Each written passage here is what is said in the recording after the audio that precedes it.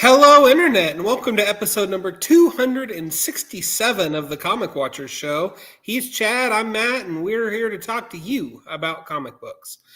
We are here this week with illustrator Bill Wako talking about Bat Pat Volume 1, Monsters Among Us from Mad Cave / Papercutz. Hey, Bill, how are you tonight? Good. How about yourself? Cannot complain. Considering it's the end of May, right? Mm-hmm. And we're basically at summer. The kids are out of school. It's supposed to be getting hot. Dude, it's like 72 degrees today and overcast. I cannot complain. Good news. Yes, absolutely. At least it's not raining. It did rain a little bit, but not much. So I can't complain. But well, Bill, thank you for joining us.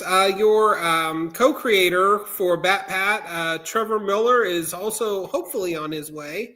We will make sure to give him a hard time if ever he shows up. So we hope he's okay. Yeah. But before we really get started, Bill, why don't you tell us a little bit about yourself? Tell us about your comics journey, how you became a fan, how you became a professional creator, all that good stuff. Yeah, sure. I mean, I've been reading comics since I was a kid, like many comic creators, and came into comics doing a web comic called The Hero Business. It's about a marketing agency for superheroes, because everyone knows with great power comes great marketability. So it's all about like the sort of humorous, behind the scenes of superheroes where they negotiate team ups and they audition sidekicks, and it's like a superhero sitcom kind of thing. So I ran that webcomic for a while, and that was sort of like getting my feet wet into the whole comic book creator professional journey. And then I just started doing more work with publishers. So did some work with Archie, did a book recently with Brian Michael Bendis, Fortune and Glory, the musical for Dark Horse, doing some new stuff with Papercutz, including Bat Pat, a few other indie projects here and there in between. So yeah, it's been fun. I'm love comics, so love making comics, and here I am making more comics. Awesome. Do you remember the first comic you read, or the one that got you interested in the medium? I don't remember the first one. I just remember comics always being around. What I do remember is when we visited my grandmother, she had like grandmothers do, you have like a TV tray with like snacks and food and stuff. And she tried to like have stuff for the grandkids when you visited. So she had this trunk, and inside the trunk were like maybe 16 Archie comics. And they were the same Archie comics every time we visited her, me and my sisters. And we would just like read them, the same ones over and over and over again. So that's one of my earliest memories of comics and reading comics and being like, wow, these are really cool. And, I love the combination of illustration and storytelling, and, the characters are fun. And, it probably imprinted on me my desire to do stuff for Archie Comics, which I eventually did. So yes, full circle and all that. Full circles are good. Always good. Well, until Trevor gets here, tell us a bit about Bat Pat. Yeah, so Bat Pat is actually an adaptation of a cartoon that already exists, and it hasn't run in the United States. So for a lot of readers, it's going to be completely new to them, which is kind of cool. We're introducing it, I think, to a whole new set of readers. So the series itself, it's kind of like a Scooby-Doo-ish kind of thing where these kids solve mysteries and they come across a monster and they have to unravel the mystery of that monster and what's going on. They have a mischievous, impish pet called Bat Pat, who is a talking bat. So it's a lot of fun, and it's got a little bit of a spooky vibe to it. But the thing that's also fun is where it diverges from like a Scooby-Doo thing is each of the monsters, when you find out the mystery behind them, a lot of times they're just misunderstood. So, maybe it's like a witch who can't fly her broom right, but people think that she's like stalking them, things like that. So it's a matter of like finding out not only the mystery and unraveling sort of like the spooky haunting or whatever, but then finding out like how you might be able to help the creature. So that brings another level, I think, to storytelling that's like really interesting. And I think it has a lot of merit in today, right? Like you want to be inclusive to people and you don't want to shun people just for being different. So I think it's like a great message of inclusivity beyond the fact that it's also super fun and kind of spooky and funny, and the characters are great. So it's a lot of fun, but also it's got like a great story to it. And how's it been working with Trevor? Yeah, Trevor's been great. So Trevor's task in this is like we're actually adapting the episodes. So it's like watching the episode and then figuring out how that translates into a comic book. Mm-hmm. Because the storytelling, visual medium of an animated series is very different from telling a story in a comic book.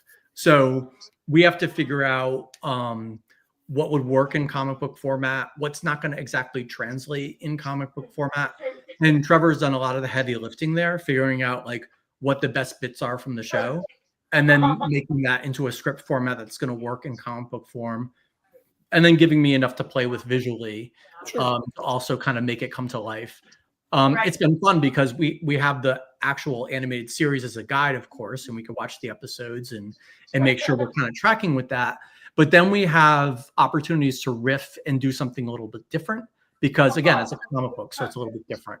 So coming up with new visual ways to kind of do things that they do in the show. They have these little cutaway gags with Bat Pat himself doing something goofy. So we found a way to kind of incorporate that into the comic book format in a visual way. So yeah, it's been super fun. Trevor's been a great partner. And he's done a great job adapting these. Like, I think he's really kept the essence of all the stories. And I think like the funniest bits are still there. So it really kind of carries through. What is it? Oh, go ahead. No, I'm sorry. I was going to say, do you find that Trevor uses more detailed scripts, or or is it a lot more loose to enable you to determine the story beats and how the translation comes to the page? Yeah, he's pretty open with that. Like, there is direction for the panels and things like that. And we do also have the show to kind of refer to a little bit. Mm-hmm. But then it's like a lot of different, it's like working with a partnership with artist, writer, and comics, where a lot of times the writer will give you the direction, but if the artist has maybe another way of getting at it, they're very open to that, right? Like, so as long as you're not impeding the story, as long as the storytelling is still coming through, you might have a slightly different way of kind of going at the gag or going at the scene. And he's been very open to that. There's a process of, usually I share like they're more than thumbnails. They're almost between thumbnails and full pencils. It's like pencil roughs. And you can kind of tell what's going on the page. So if there's anything that needs to be sort of like course corrected at that stage, like Trevor will pipe in and be like, oh, maybe, he should be facing this way because the word balloon is going to be here. So we should make sure that that's going to track to the next panel. I'm like, yeah, cool. That totally makes sense. I can do that. I flip the character around.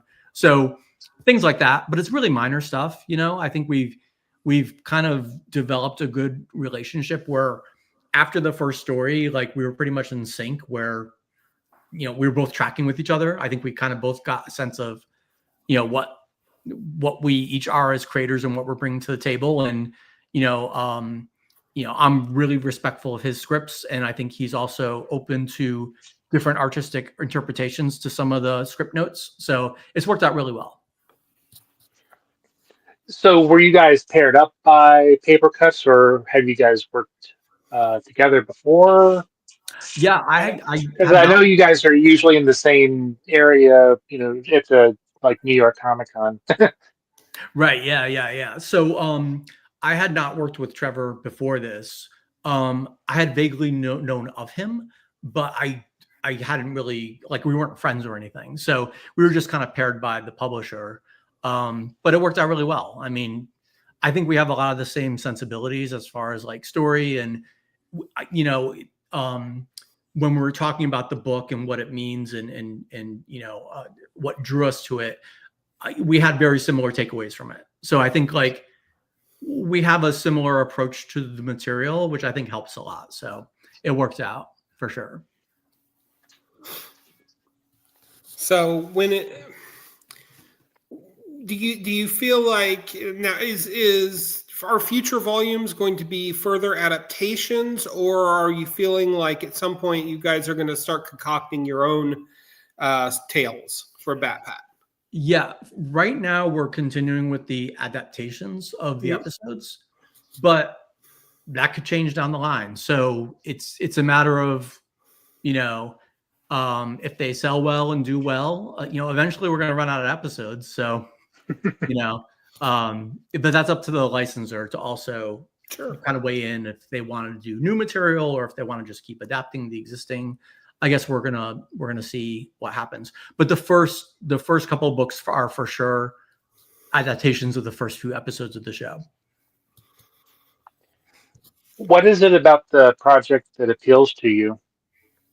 I think for me, growing up, like Scooby-Doo was one of my favorite shows, like, and still is. So I always liked the mystery solving stuff. Like as a kid, I used to buy these books called like 2-minute mysteries or 5-minute mysteries.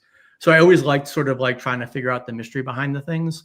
And then as you can see, like I grew up on like the Archie comics, which isn't so far removed from like Scooby-Doo in terms of humor and the set of characters and their teenagers. So I think growing up with that, when I heard that this license was up and Adam Molento, who's the editor, kind of approached me with it. I'm like, yeah, I could totally see myself doing this and really loving it because it's kind of like the cartoons I grew up with. So I was sort of like already sold before I even looked too much into the property. And then once I did, I'm like, yeah, totally. This is awesome. And it's not what I like though too is like I reference Scooby-Doo, but it's its own entity. Like it's it springboards from that a little bit because you've got kids solving mysteries and there's a pet. That kind of is their sidekick. But then it kind of takes its own life because the characters are different. And they're all siblings. So you get like a different sort of dynamic when you're dealing with siblings than you do with people that are a group of friends. There's that sibling rivalry thing. There's that fun of kind of ribbing your brother or sister, but you love them in the end, but you can't help but tease them sometimes. So a lot of that sort of stuff comes out in the storytelling. That's also super fun. So I think kids will like that, especially if they got a brother or sister. Like everyone sort of ribbed their brother or sister at one time and that sibling. So yeah. Do you looking at this and having the fun of adaptations, but also bringing a property to an American audience that may not be familiar with it? Are there other properties of a similar vein that Americans may not be as familiar with that you'd be interested in adapting at some point? Oh, that's a good question. I don't have a ready answer for you. Okay. There is, I can't remember the name right now. I can't remember. I don't want to say the wrong thing. There was a cartoon in, I want to say Brazil, that looked like really fun, that kind of like an Archie type thing. And I would be like, yeah, I could totally be down for doing that. Can't remember the name right now. So I'm sure they exist out there, Yeah. Yeah, I should dig deeper and see. Maybe dust them off, maybe pitch them to publishers. Hey, you never know. And I mean, there's surely at some point Archie and the Scooby Gang need to cross paths. So I did do a variant cover where the Archie gang is cosplaying as the Scooby Gang. So I think that's as close as they've gotten to a crossover. Which you think by now they would have crossed over. Right. Everybody's crossed over at this. This existed for over 50 years.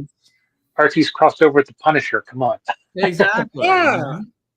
And they did cross over Josie and the Pussycats in one episode of the show, but they've never crossed over in the comics. I feel it needs to happen.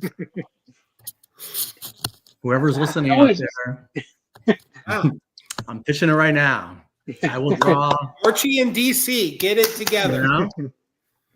How would you describe your art style, and who are your influences? Yeah, so my art style, it's what I call like an animated art style. It's really inspired by animation more than anything, I think. My biggest inspirations, Bruce Timm is probably first and foremost. And I think if you see my work, if you go to my site or Instagram, you'll see it's got that inspiration of like a Bruce Timm, Darwin Cook kind of look to it. And then also Archie, the premier Archie artist, Dan DiCarlo. Growing up, he was like a huge influence. I would always look at, even as a kid, I would recognize a Dan DiCarlo Archie comic. Like I would know that it was, and then I looked in the credits, like even as a young kid, I'm like, I like this one better. I like the way it's drawn. And I looked, I'm like, oh, that's the Dan DiCarlo one. And after a while, like I would be able to spot him instantly. I'm like, oh, it's Dan DiCarlo. So yeah, I think he like the simplicity of lines is like impeccable. And the way you're able to convey so much emotion and stuff with the simplicity of lines has always appealed to me. So I've never been like a highly detailed cross-hatching guy. You know, I'm more of like a very clean, open, fun style. I also know that you do a lot of covers. What is there a different approach from doing a cover to, you know, doing a project like Backpack? Yeah,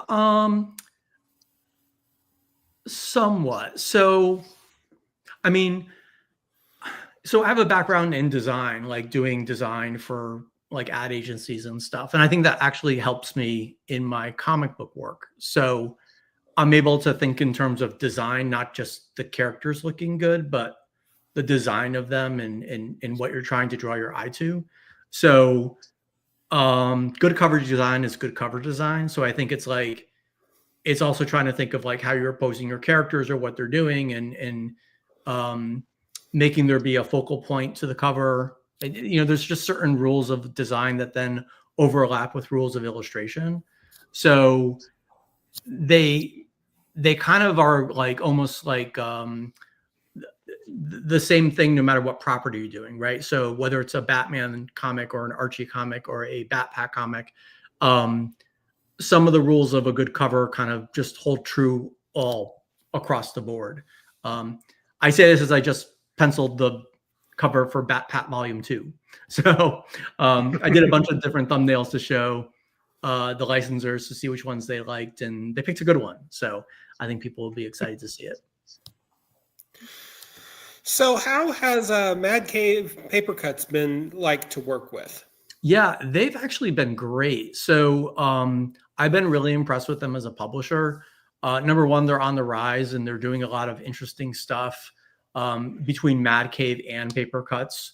You know, there's just like a variety of different things. I tend to fall towards the Papercutz because they're more for younger readers, and I think my style is really suited for that. I'd be totally down to do some Mad Cave stuff too. We'll see what happens. But like they've also been picking up some licenses, so they've got like Flash Gordon, Defenders of the Earth. So like some of those properties and seeing new takes on them has been super exciting. You know, Batpat, of course, is another adaptation. So in terms of just the line and variety of comics, it's been great. But also to work with them has been great. So Adam Molento, who's our editor, has been a really great partner in everything we've worked on. I attended a party with the crew at San Diego last year, and you know they had a lot of really positive things to say about the future of comics in terms of just like getting the word out about Batpat. I was really impressed with their marketing. You know, they've got like a really strong marketing department, and they're thinking of like the whole picture of how to market comics in the, you know, in 2025 and how much things are changing so rapidly in the digital space. But they've been keeping pace with all that. So I've been really impressed with how they've handled everything, really. I think they're definitely a publisher to watch. Yeah, most definitely. They've been doing it for, well, I guess 11 years now. Yep. And yeah, they hit their 10-year. We had a party. Yeah. So, yeah.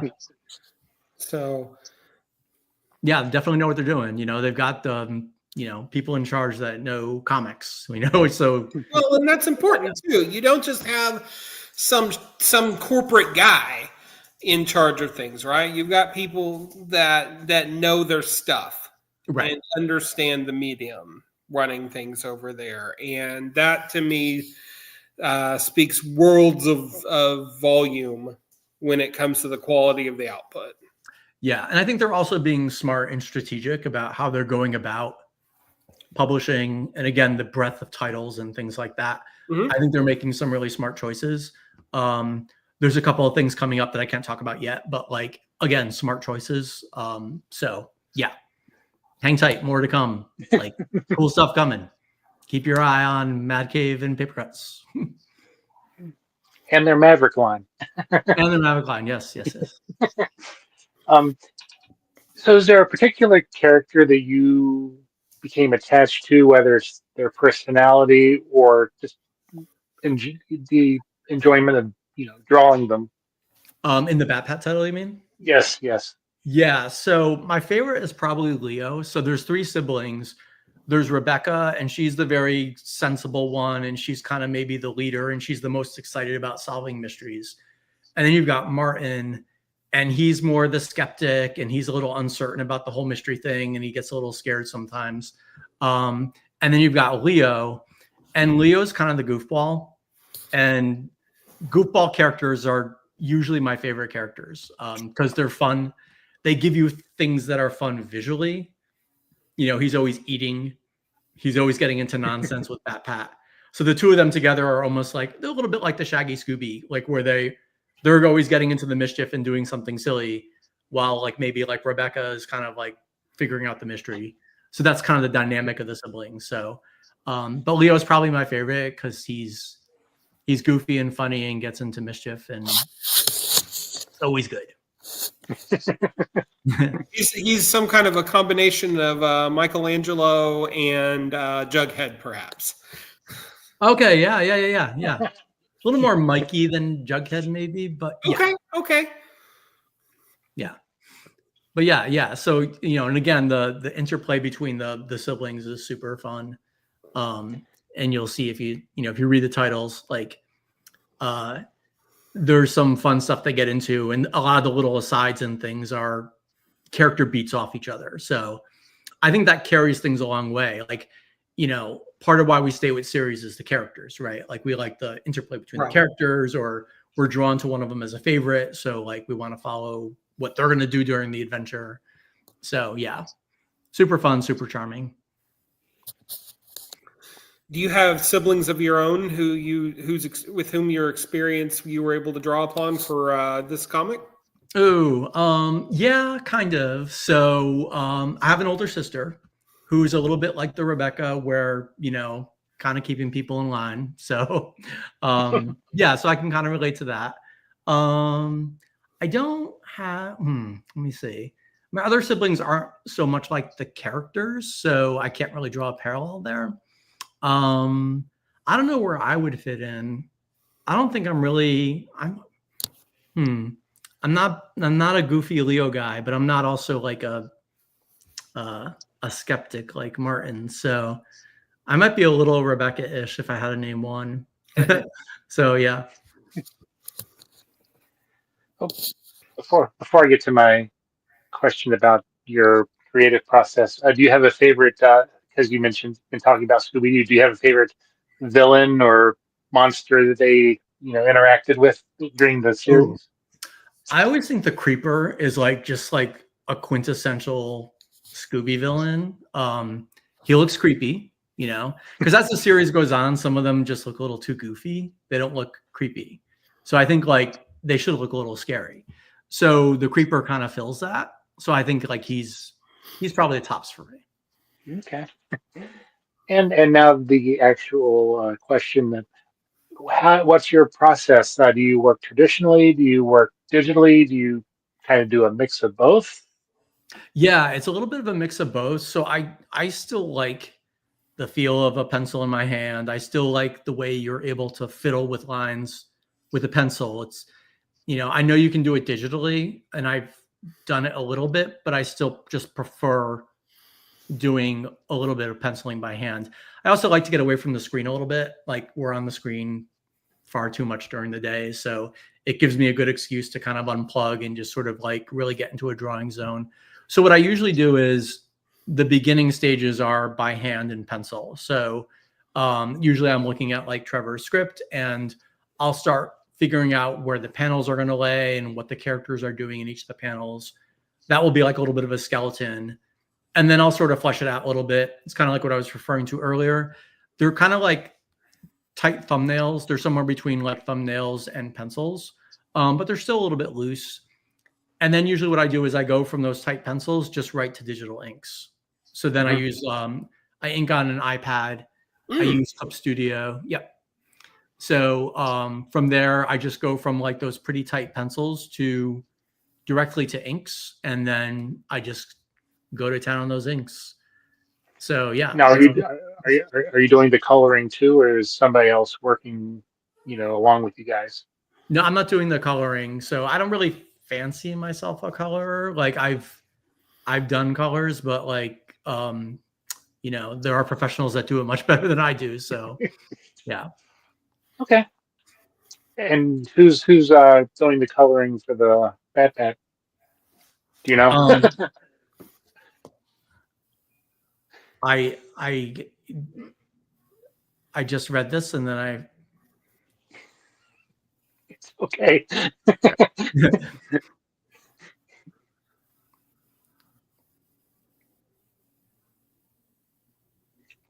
Well, that's okay. We can come back to it. Yeah. So sorry to bring the discussion to a grinding halt. Lori Smith. I just didn't want to get her name wrong. I knew it was Lori, so I didn't want to say the wrong last name. I thought I was going to misremember it. And of course, like her colors are great. Like it's perfect mix for the title and really brings the characters to life. Definitely gets that sort of like creepy vibe when it needs to be creepy, but then also opens it up to be bright and colorful in the moments where it needs to be bright and colorful. So yeah. Lori's done a great job for sure. So are the colors flats or are they done digitally? There's I think every colorist works digitally now, as far as I know. Okay. So yeah. As far as you know, of course, like you said, you're not the colorist guy, so I'm not the colors guy. Yeah, I've done colors in a pinch. Like I colored my own webcomic back when I was just like a one-man show doing all that. But since working with publishers, I'm just like I do the art end of it, and then it goes down the assembly line. So, well, since you brought it up, tell us a little bit about your experience working solely in the digital domain of web comics and webtoons. What led you to that, and how does it compare to pencil and paper as you work today? Yeah, so I had always like wanted to get into comics, and I had taken a different career path where I was working at like ad agencies and doing like design and illustration. And then I went freelance where I was just doing design projects freelance. And I always had that itch to get into comics. And I'm like, well, why not? Like, why not just like make a web comic, right? Because the entry is really low. You don't have to shell out money for printing. You don't have to distribute through Diamond. There's a lot of things that you don't have to do because it's all digital. You basically just have to set up a website and post comics. So I'm like, all right, let me give this a go. I've had this itch forever, and I'm going to give it a try. So thinking of concepts that I might want to carry through, I wanted to do something that was more humor based because I thought that would just be easier as my first kind of like comic book writing thing to chew on. Humor seemed an easier path than trying to plan out intricate stories. The comic ended up being intricate humor stories anyway, but I just launched it as a webcomic, and this was kind of before there were platforms like Webtoons and things like that. So it was just having a site that was dedicated to my comic and then sending it people there through social media. So that was the formula that has kind of changed a little bit in that time. But that was sort of like my entryway into it. So the good and the bad of it is it's all you, right? So it's all you, meaning that like you can make your own decisions. You're not beholden to an editor or a publisher or anybody. You can just do whatever you want. You could do it on your schedule. But then the downside is everything's you. So it's you writing and drawing and lettering and coloring and posting and editing and all those things. So it's a big undertaking to be a one-man show like that. But it's also rewarding because it's really kind of your vision and you could do whatever you want, you know? And after sort of like dipping my toe into webcomics, people really started to respond to my art style that I was doing for the comic, which was more of a cartoon animated style thing. So then that started taking off. So it was almost like, okay, people were following the webcomic, but then people were also responding to my artwork, which then led to me getting like the variant covers and then working more with publishers and then, you know, working even more with publishers. So that's kind of been my path with comics. So that's my experience with the web comics as well. So my webcomic, The Hero Business, actually ran for 10 years.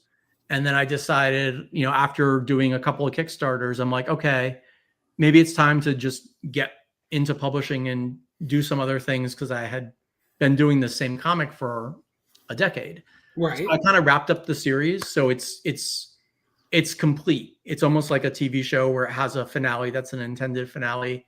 Everything kind of gets like wrapped up and all the character arcs kind of reach a conclusion. So I kind of tied it up in a neat little bow. And then just like kind of put that aside to do some other things. So that's been, that's been how it worked out for me. So I know everybody has a different story. It's like everyone that gets into comics, it's like everyone's got like their own little weird way they tunnel in, and you know, it's different for everybody. So most definitely, I'm always interested in the digital realm of digital comics, webtoons, etc., because they're both a natural extension of what we see on page, but also it's its own thing. And I just that evolution never ceases to intrigue me. Yeah, and it's funny because when I started my comic, the formula was like do a page per post. And then with the advent of social media, more things got away from being on an individual website, and you either did it on social media or you do it on like a webtoons. Webtoons has like an infinite scroll thing. So you just have to like, it's just like a different reading experience where you're just scrolling until you get to the end of the chapter. And some chapters are like this long and then some chapters are like this long. Yeah. So it's a completely different exercise in terms of page layout and panel layout, because you're thinking vertically in this strip versus a page, which is a page is designed, you know, you're trying to lead the reader from a beginning end on that page, then to the next page, and you do the same thing. An infinite scroll is like just going this big long thing. So it's just it's different. I haven't tried to tackle it. It's a little overwhelming to me. I might tackle it at some point. Then the other format I see a lot is just doing social posts where it's Instagram friendly. So you guys have seen these. It's usually 4 panels that are equal in size, and you know, it's easier to kind of scroll through and then see the whole comic at the end. And those are all friendly to put in a collection because they're just a grid. It's always going to be the grid pretty much.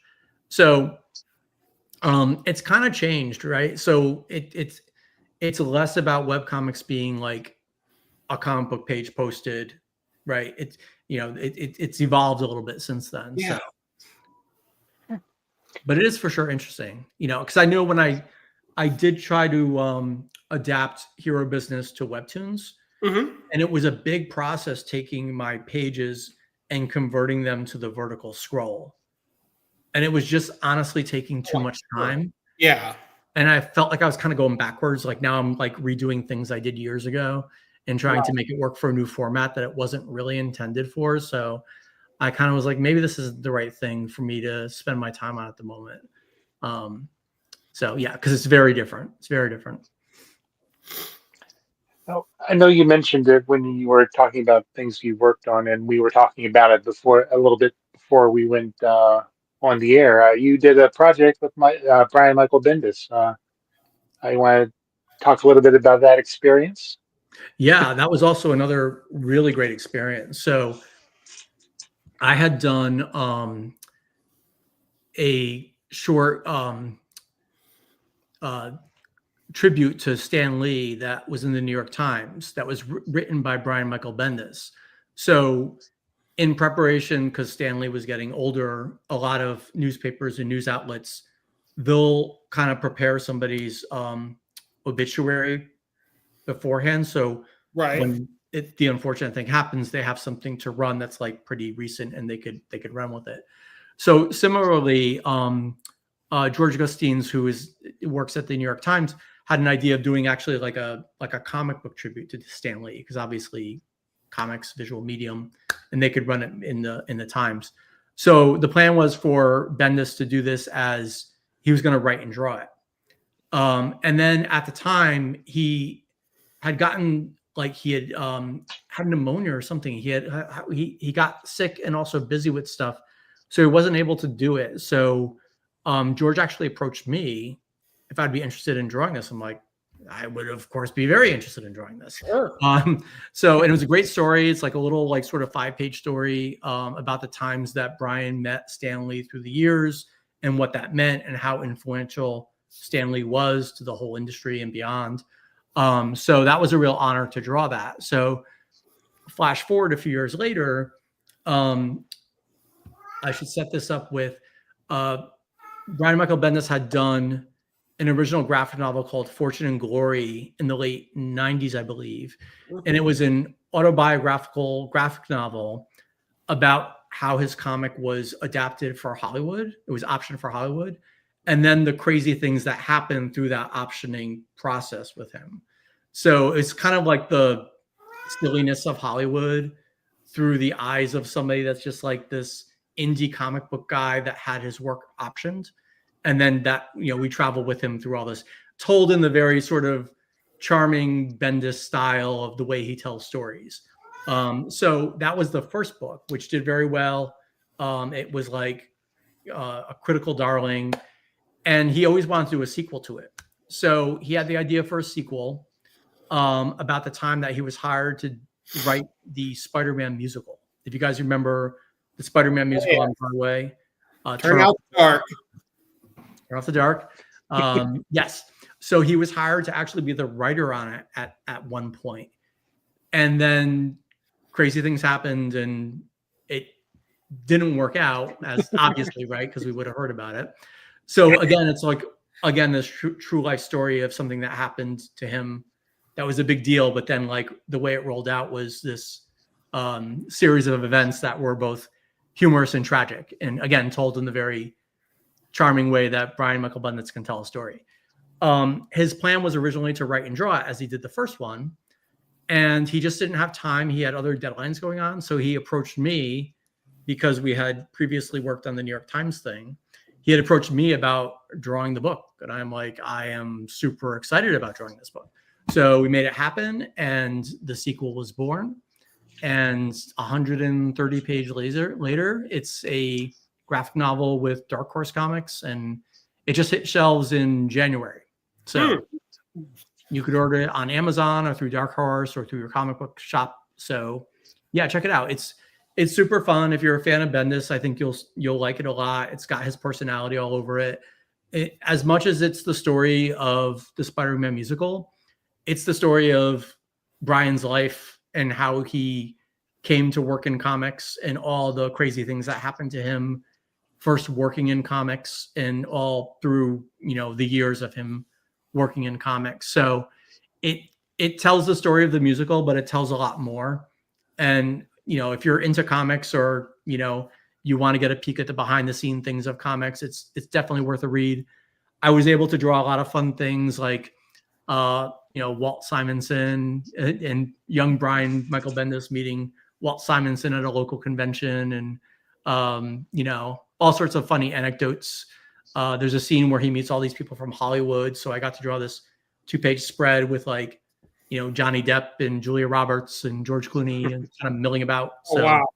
Yeah. So there's a double-page spread where I got to draw basically the entire Marvel staff of the early 2000s. So a lot of fun things to draw, and also like a great story. And, Brian was a great creative partner, like, very generous with what he allowed me to do in terms of the artwork and interpreting his scripts and, following his scripts, but then sometimes having some of my own little ideas, here and there. And it worked out really well. This is like one of the best creative experiences I've had in comics. So awesome.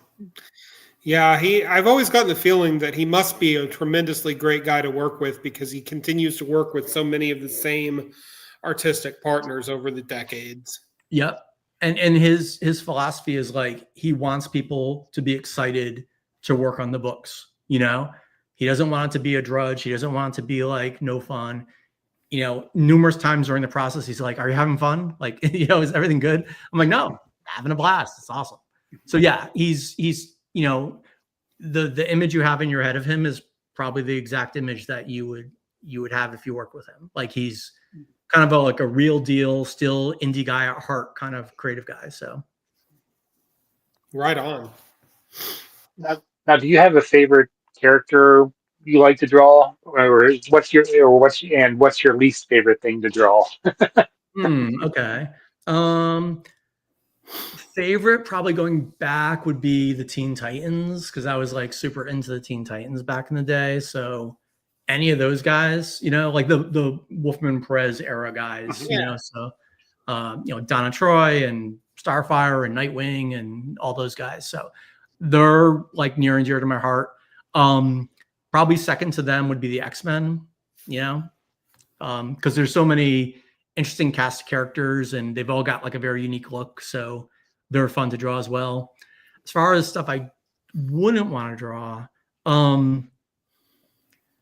I probably like a book that's like a military book, I love G.I. Joe, but if I was going to draw G.I. Joe, I would want to draw the cartoon stuff. I would want to draw like, giant lizards attacking a town, or the Cobra Island with Globulus. Like, I don't want to draw that stuff. Like, drawing like just like a bunch of vehicles and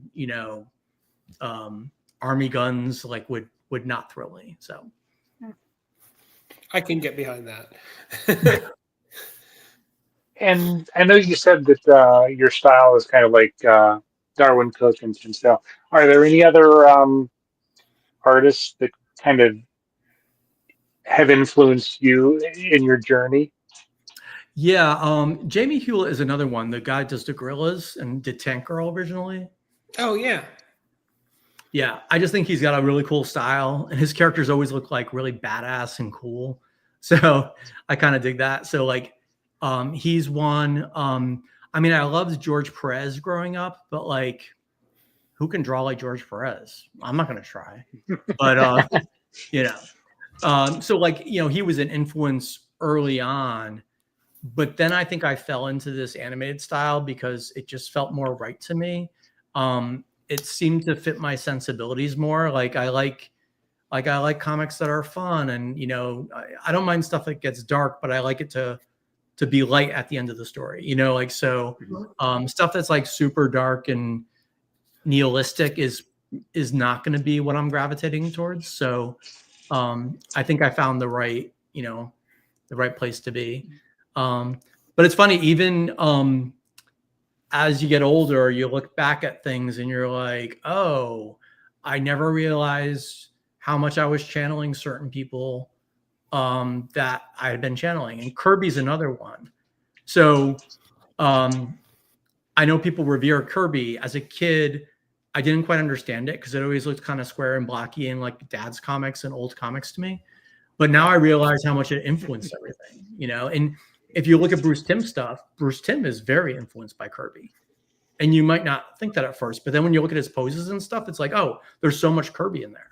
So I think like I have that in the back of my head sometimes, and even now more so in the front of my head, because I look at Kirby comics and I see the dynamicness of them, that I kind of didn't appreciate when I was younger. So he's another one that I kind of look at through a whole new lens right now.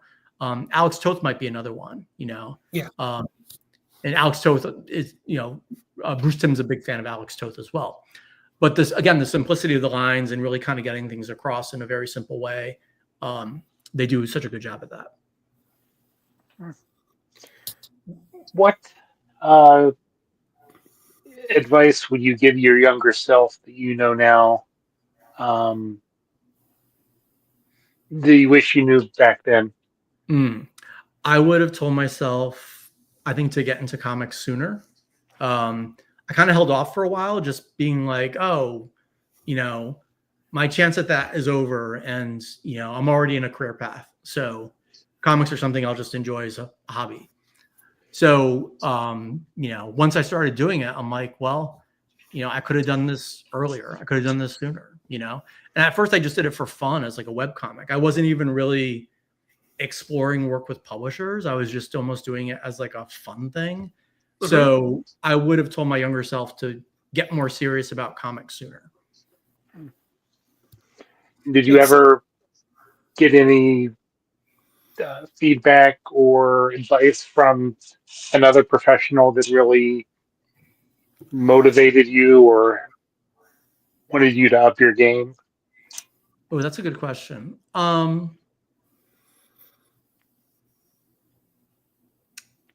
remember, okay, so I'll tell you one that's like, it's a silly one, but I'll tell it to you. So I was a kid and there was Frank McLaughlin, who's an artist at mostly, I think, DC, 70s and 80s. He had done a book like How to Draw Comics. And he was appearing at like a local comic convention in my town next over. So I kind of begged my father, like, oh, can we please go? And there's going to be a guy, and he's going to be doing portfolio reviews. So I gathered together what I thought the best of my stuff was, and some of it were just scraps of paper. And actually, I remember this. I cut them out because I'm like, if there was a bad drawing on the page, I didn't want him to see the bad drawing. But if there's a good drawing, I wanted to just see the good drawing. So I cut them all out, and I like had these scraps of paper. So when I went up there, like I'm whatever I was, 11 years old, and I'm taking this seriously. Like this is my portfolio. And when I brought him up, like, and I took them all out, like he kind of chuckled because he thought it was like, I guess, I don't know, endearing or something that I had all these scraps. But to me, I was like, oh my God, he's laughing at my stuff. Like, he thinks it's like silly that I did this. So I guess that maybe taught me to like just like be a little more organized about things. Like I cut just these scraps of paper in this silly presentation of it. So I don't think I really got a great portfolio review that time. Well, you were 11. I was 11, but the ones later on went better. So there's that. So do you have any favorite characters that someday you'd like to draw, like even if it's just a cover that you haven't had a chance to yet? Yeah, I mean, probably the Teen Titans. I still haven't scratched that itch. So I would like to draw them at some point, somewhere if possible. So yeah, Titans are up there. Probably X-Men as well. X-Men's always been a perennial favorite. So those two. Maybe some Scooby-Doo, I'd be down for doing some Scooby-Doo. I've already done Archie, so I like to do maybe some Archie stories. I've done covers, but maybe move into doing more stories with Archie. How does being an artist, I guess, foremost, help you as a writer? Yeah, that's a good question. I think it's like you kind of know what to leave out. So if you're a writer, you sometimes might have to put something in dialogue because you're not sure if the writer is going to pay something off or draw something, right? If I know what I'm drawing as well as what I'm writing, I could be more efficient that way. I've still overwritten things, and then sometimes I'm putting the words in a panel. And I'm like, I don't need this many words. Like the person can get to the point quicker. So the symbiotic relationship of yourself as a writer and artist is like, you are still ping ponging in your head a little bit about how to make the best panels possible. But you can constantly go back and forth and add, drop, delete with yourself. You don't have to call somebody else up and ask them if it's okay if you leave something out. You don't have to, barter about like a panel being too crowded with dialogue, or something. So it's advantageous in that way. I think it really helps you marry them well, and make them as strong as possible by, comics are a visual medium, right? So you want the visuals to tell a story. People will tell you this a lot. You should be able to look at a comic book page even without dialogue or captions and sort of know what's going on. I mean, obviously you're not going to know everything that's going on, but you just sort of get a feel of what the story is just by looking at the page and the panels. Yeah, most definitely. I mean, it worked out for Larry Hama, so most famously. Mm-hmm. So Adventures in Comic Book Land.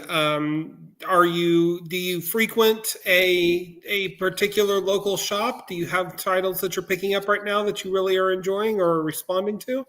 I don't have like a super. My local shop, actually, I should put a plug into them.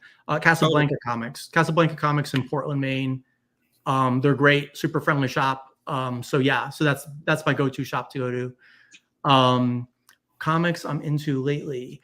I'm enjoying the Mark Waid stuff, like the Justice League Unlimited, the World's Finest line that he did. It's just like good classic approach to comics, but also with modern spins. Yeah, I think that's really solid. I super enjoyed the Nightwing run by Tom Taylor and Bruno Ronaldo. Am I saying his name right? Redondo. Thank you.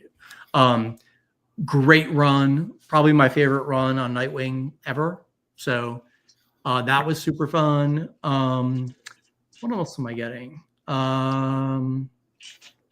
Those are the first and foremost.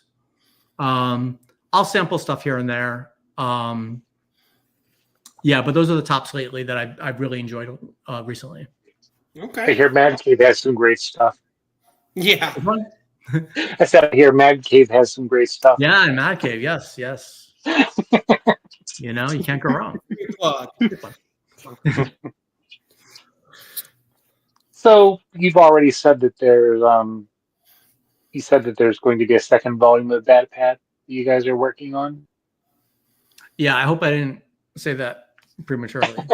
But yeah, that's the plan. The plan is to do more. So yes. Do you want to give a quick pitch for the book? Yeah, sure. It's a super fun, spooky adventure series. So if you like if you like your comics fun and also like have a little bit of intelligence as far as like solving mysteries, it's got a little bit of everything. It's also got like a fun but important message of inclusion, that the monsters aren't just out to terrorize people. They actually help the monsters and help rehabilitate them. So I think it's just got a super important message, but it's also told in a very fun and playful way. It sounds like that's something you'd like readers to take away from the book and apply to every day. Yeah, exactly. Yeah. It's and like, I like that it's also not like a super preachy, heavy-handed message. It's part of the concept of the show. So, and there's all sorts of variations on it because they meet all sorts of different monsters. So, it's just like a lot of fun, but it also has a lot of heart, which I appreciate. Yeah. And since I asked you the Scooby-Doo question, what's your favorite Bad Pat monster that you've met or learned about? Yeah. I probably like the Headless Horseman guy because it's a fun visual and there's a lot of fun gags with him being headless. So he's probably my favorite. Okay. Excellent.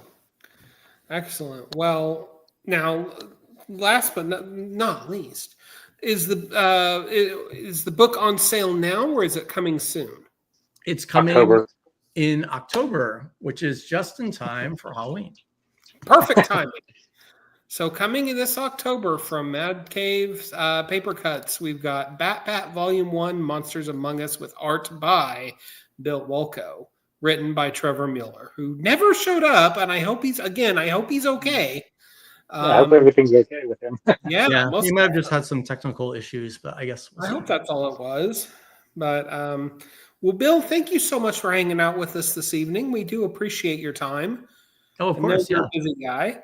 But this has been a lot of fun. I like, we can sit here and talk about superheroes all day long, and that's all great fun. But when we really start playing around with the margins of what comics are capable of, i.e. with Bat Pat, those are the really special conversations. So thank you for coming in and indulging our sense of whimsy with this one.